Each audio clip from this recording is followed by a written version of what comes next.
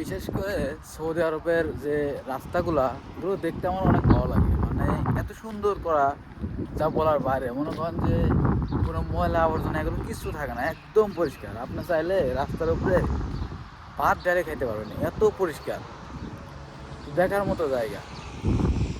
মানে এদের সব কিছু অনেকটা পরিষ্কার, এরা পরিষ্কারটা খুবই পছন্দ করে। মানে কোনো নোংরামও পছন্দ করে না। দেখেন, এটা একটা রাস্তা, গাড়িগুলো সুন্দর সাইড করে একদম পার্কিং করে রাখছে। কোনো ঝই ঝামেলা নাই, কোনো গ্যাঞ্জাম নাই, একদম নীরব।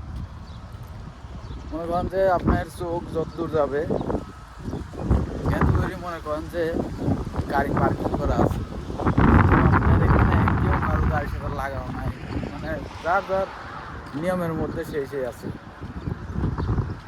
এই জন্য মনে করেন যে সৌদি আরবের নিয়ম কানুন বা আইন কানুন অনেকটা কড়া। আর সৌদি আরবের বিশেষ করে এক একটা পরিবারের মনে করেন যদি বাড়ি নাও থাকে, তারপরেও মনে করেন যে তাদের দুইটা গাড়ি আছে। জানাতে আপনার সৌদি আরবে তেলের দাম কম, এখানে সৌদি রিয়ালে তেল কম নেয়। যাদের বাড়ি নাই তাদেরও মনে করেন যে দুই তিনটা গাড়ি আছে পরিবারের সদস্যদের। এমন একটা পরিস্থিতি আর কি।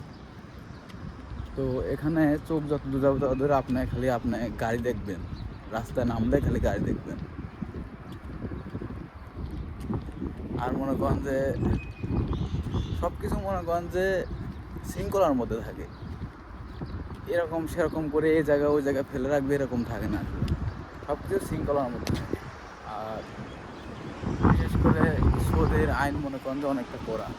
এদিক সেদিক করলে আপনি মনে করেন যে পুলিশ ধরে নিয়ে যাবে। মানে আইনটা খুব কড়া।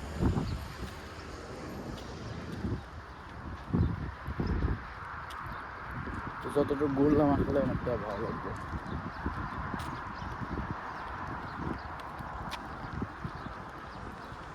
আর এই জায়গা যে বিল্ডিংগুলো দেখলাম না, এই বিল্ডিংগুলো বেশিরভাগই রিসোর্ট।